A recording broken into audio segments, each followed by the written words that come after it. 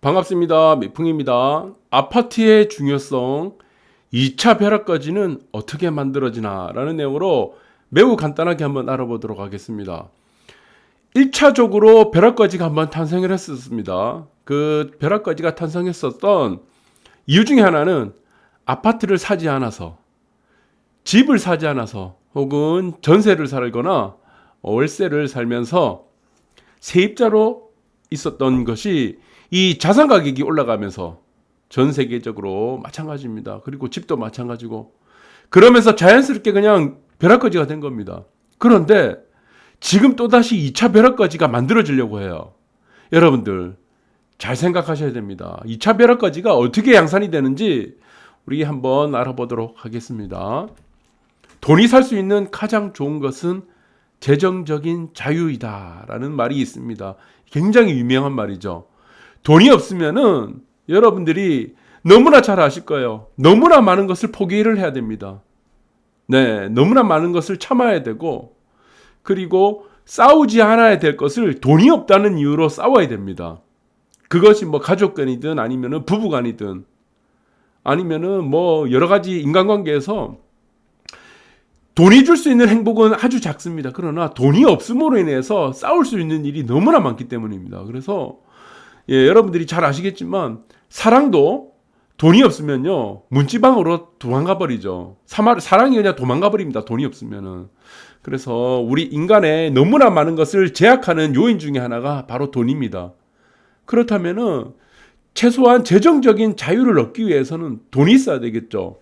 돈이 있어야지 이렇게 뭐 요트도 타고 다니고 휴식 시간에 즐길 수가 있는 거죠. 돈이 없으면은 즐길 수가 없어요. 제대로 즐길 수가 없고 마음이 불편해. 그리고 어디 여행 간다고 해도 괜히 그냥 잔고에 지금 뭐 오늘 얼마 썼나 이거 걱정하고 있다는 거예요. 그리고 또 여러분들이 너무 일이 없어도 안 됩니다. 일이 없는 것도 불행합니다. 돈이 없는 것도 불행하고 일이 없으면 심심해요. 백수로요. 여러분들 한 6개월 살아보세요. 막 미칩니다. 네, 할 게 없어서. 그래서 돈과 일은 항상 따라와야 된다. 그것도 이제 행복이 되는 아주 작은 부분 중에 하나가 되겠죠. 그런데 이 재정적인 자유, 이 재정적인 자유에는 조건이 있습니다. 그 조건이 무엇이냐면은 손실을 볼 수 있는 모험적 투기를 절대로 해서는 안 됩니다. 이게 저는 그렇게 생각해요. 네, 여기서 손실을 볼 수 있는 모험적인 것입니다. 모험, 이 굉장히 중요한 단어죠. 모험.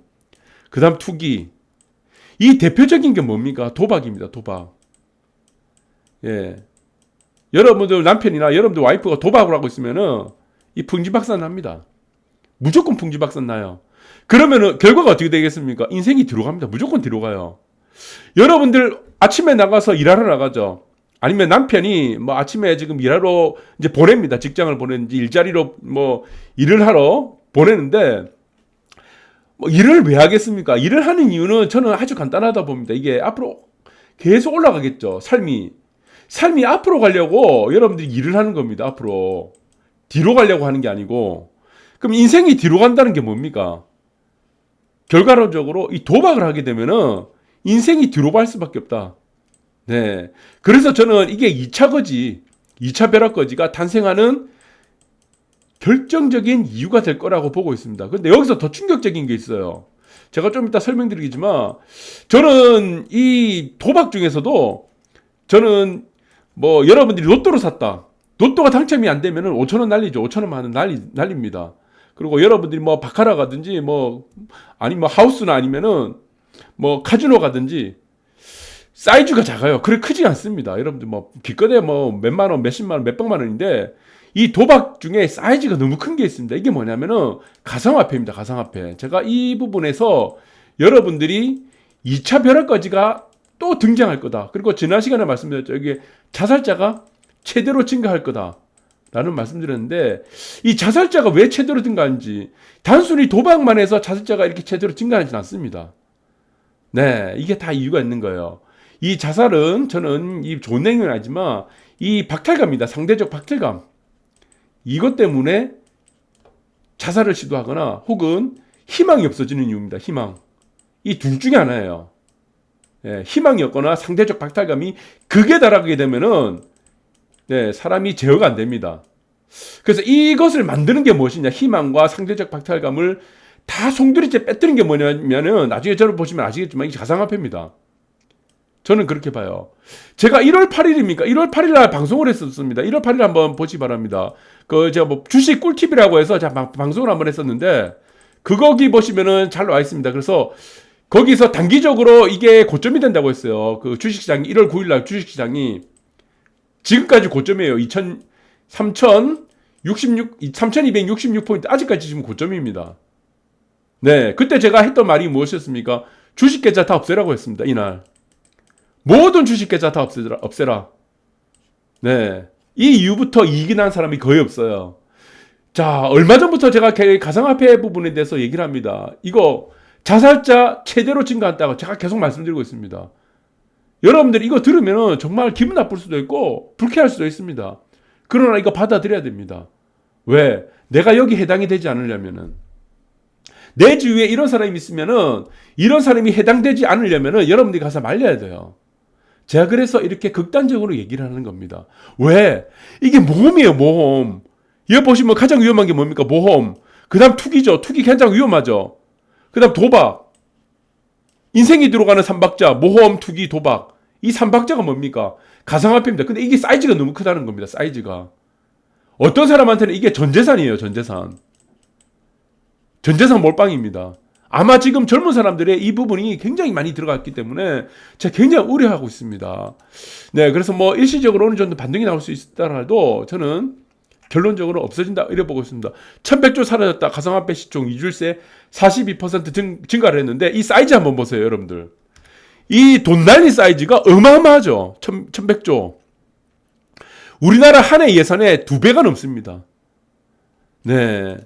각 개인마다 아니면 각 가정마다 이 들어가는 돈이 너무 크기 때문에 자, 굉장히 위험하고 그리고 관영 매체 중국의 비트코인 추구야 디지털 위안화 산다. 이게 가장 또 핵심이 될 수가 있습니다. 네. 비트코인 시장이 성장을 할 수가 없어요. 구조적으로. 비트코인 시장입니다. 이 가상화폐라고 하는 이 비트코인이죠. 네, 이제 가상화폐입니다. 이 시장 자체가 커질 수가 없습니다. 계속 무한대로 커질 수가 없는 시장이에요. 왜 커질 수 없습니까? 각국의 화폐가 구매력이 떨어지기 때문입니다. 이게 성장이 결론적으로 안 된다는 얘기입니다. 각국의 화폐가 구매력이 떨어지면 어떻게 되겠습니까? 네. 각국에 있는 화폐가 평가절하가 되는 거죠. 평가절하가 됩니다. 그러면은 그 국가가 망합니다. 이 평가절하가 되는 상황들을 모든 국가는 내버려 두지 않는다는 겁니다. 그래서 가상화폐 시장이 커지면 커질수록 위험합니다. 이게 굉장히. 결국에는 중국이 가장 먼저 지금 칼자루를 들었고 그 다음 미국이 칼자루를 딱 들기 시작했습니다. 그 다음에 보시면은 각국이 다 칼자루를 다 들 거예요. 왜? 자국의 화폐가 평가절하되는 거예요. 쓰레기가 되니까. 돈 가치가 없어지니까. 가상화폐 쪽으로 다 몰리게 되면은. 그래서 위험한 거고 특히 중국은 어떻습니까? 추진하고 있는 것이 디지털 위안화. 왜 디지털 위안화를 추구하고 있는가? 이 부분을 봐야 되죠. 지금 중국에 있어서의 위안화는요. 국제 결제 수단이 안 됩니다. 국제 결제 수단이 통용되는 화폐는 달러화, 그다음에 엔화, 그다음에 그리고 그 유로죠. 유로화다. 이 세 가지인데 중국의 입장에서는 글로벌 시장에 우리가 결제 수단으로서 뭔가를 참여하고 싶어 한다는 겁니다. 그래서 디지털로 위안화를 지금 만들어 가는데 여기서 가장 방해 요소가 바로 비트코인이에요. 코인 시장입니다. 미국도 지금 돈을 막 찍어내고 있는데 뭐 여러 가지 전 세계 국가에서 다 찍어내잖아요.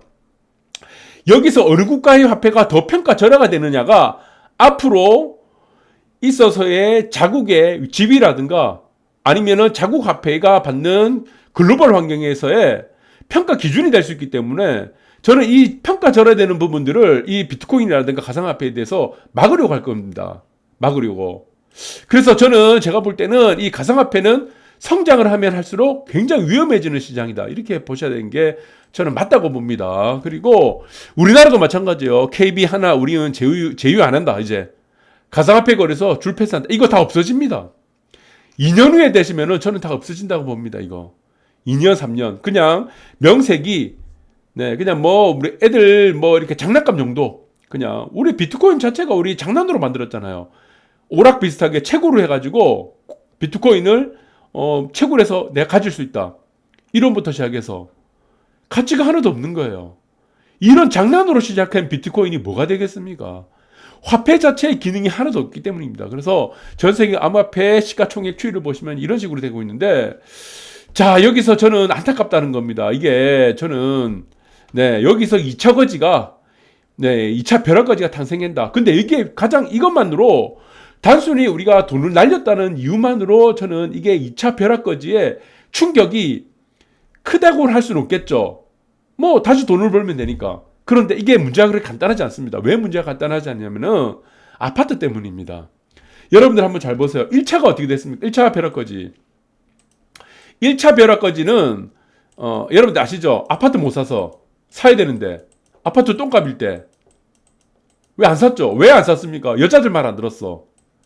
여자를 말을 들어야 되는데 남자들이 집값 떨어진다고 아파트 값 떨어진다가 기다려라. 또 정부에서는 주택 공급 충분하다. 기다려라. 아파트 이제 팔아라.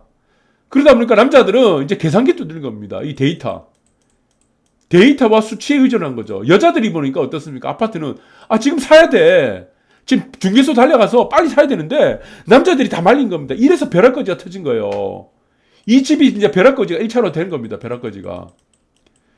그 다음 더 충격적인 게 뭡니까? 저는 이 충격적인 게 뭐냐면은 이 1차에서 이제 벼락거지가 되신 분들이 1차 이제는 아파트를 다시 살려고 하니까 아파트 값이 너무 오른 거야.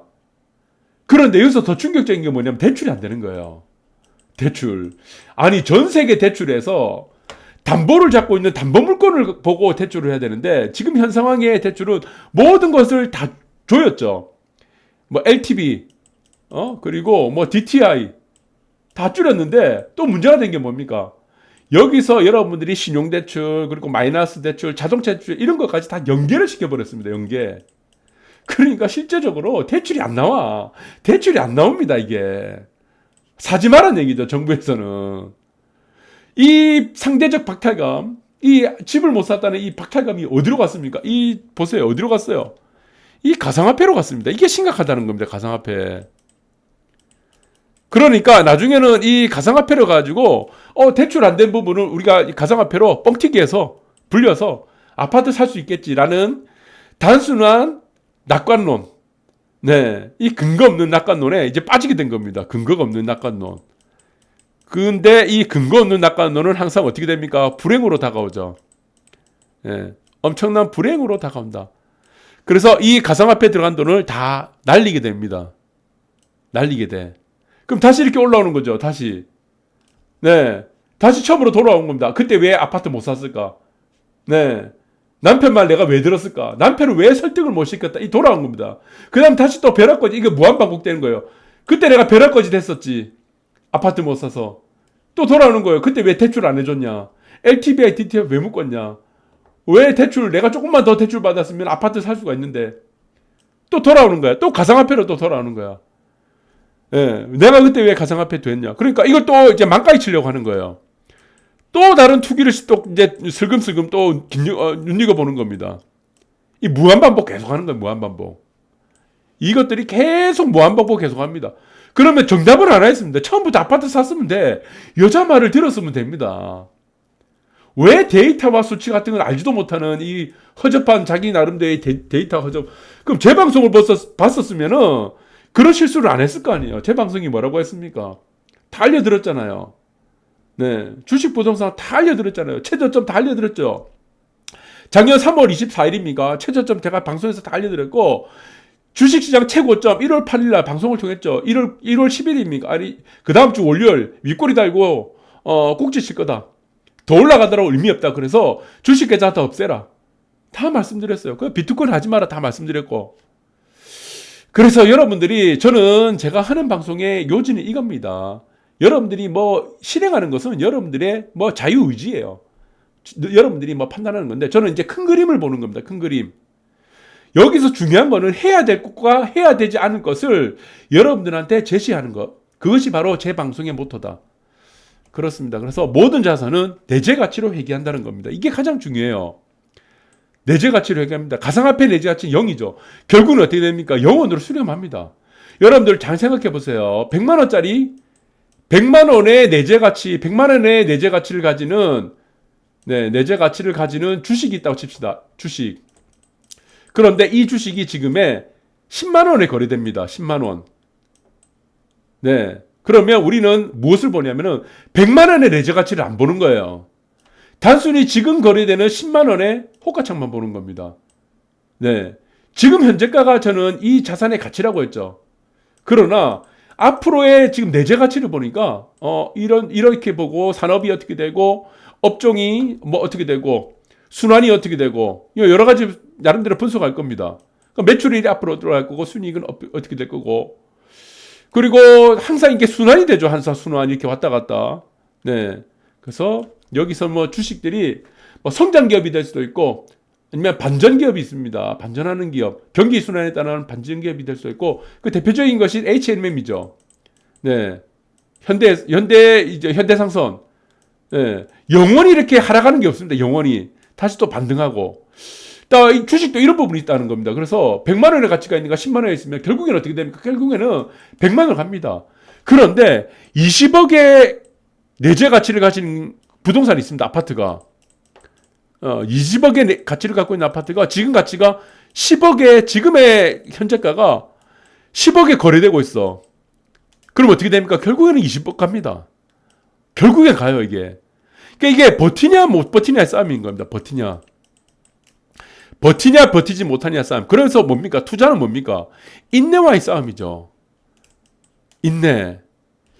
결국에는 20억 간다는 건데. 근데 인내라는 게 없는 게 있어요. 인내가 없는 게 뭡니까? 투기예요. 투기는 당장에 바로 패를 보여줘야 되는 겁니다. 급해요. 내일을 못 기다립니다. 그래서 매일 실시간으로 계속 호가창을 계속 보는 거예요. 호가창을. 내가 10만 원짜리 주식을 샀다. 그런데 나는 100만 원을 간다. 이 주식의 가치는 100만 원이라는 확신을 갖고 있다면 호가창 안 봅니다. 이 주식을 5만 원 하든 7만 원 하든 3만 원을 하든 결국에는 100만 원 할 거기 때문에 내가 10억에 산 아파트가 있는데 그 아파트가 결국에는 20억을 간다는 확신, 그 내재 가치가 있다 그러면은 여러분들이 뭐 네이버 부동산 이거 안 봅니다. 볼 필요가 없는 거예요. 그런데 이 여러분들 보시면은 가상화폐는 어떻습니까? 호가창을 계속 보고 있는 거야. 이게 불안하니까. 왜? 확신이 없다는 겁니다. 이거는 내재 가치가 아예 없기 때문에. 이것은 뭐밖에 없습니까? 시세밖에 없기 때문입니다. 그래서 저는 가상화폐, 비트코인이 지금 아무것도 없는 비트코인 장난으로 만들었죠. 이 비트코인이 지금 뭐 제네시스 한 대 값보다 더 비싼 거야 지금. 말이 됩니까? 그래서 결국에는 0으로 수렴한다. 이러면서 결국에는 2차 벼락거지. 여러분들 잘 보시기 바랍니다. 2차 벼락거지 갑니다. 네, 이 부분을 잘 보시기 바라고. 그리고 어떻습니까? 저는 비트코인에 대해서 여러분들이 조금 생각을 하셔야 됩니다. 자동차가 있습니다. 자동차에서 가장 중요한 역할이 뭐죠? 이동수단입니다. 이동수단이 되려면 뭐가 있어야 됩니까? 네, 출력이 있어야 돼요. 출력. 움직여야 되는 출력이 있어야 되잖아요. 이게 자전거가 아니잖아요. 자동차니까. 무거운 자동차. 자전거는 그래야 그나마 가벼우니까 내가 끌고 갈 수는 있어. 자동차는 출력이 있어야 되고 이 이동수단이 돼야 되는데 그것의 가장 중요한 게 뭡니까? 엔진. 아니면은 뭐가 있어야 됩니까? 배터리. 전기차는 배터리가 있어야 되겠죠. 왜? 배터리가 있으면 출력을 만들어지니까. 엔진이 있으면 출력이 되니까. 그런데 가상화폐는 뭐냐는 겁니까? 가상화폐는. 그러니까 엔진이라는 것은 자동차에 가지는 가장 근본적인 겁니다. 가상화폐는 뭡니까? 가장 근본적인 게 뭐예요? 화폐의 기능입니다. 화폐. 여기 화폐. 화폐의 본연의 화폐 기능을 해야 된다는 겁니다. 그런데 가상화폐 자체는 그냥 가상이에요. 화폐의 기능이 없다는 겁니다. 이게 화폐의 기능이 없는 거야. 근본적으로. 그러니까 이 말이 무엇이냐? 엔진 없는 자동차가 똑같다는 겁니다. 배터리가 없는 자동차가 똑같다는 얘기입니다.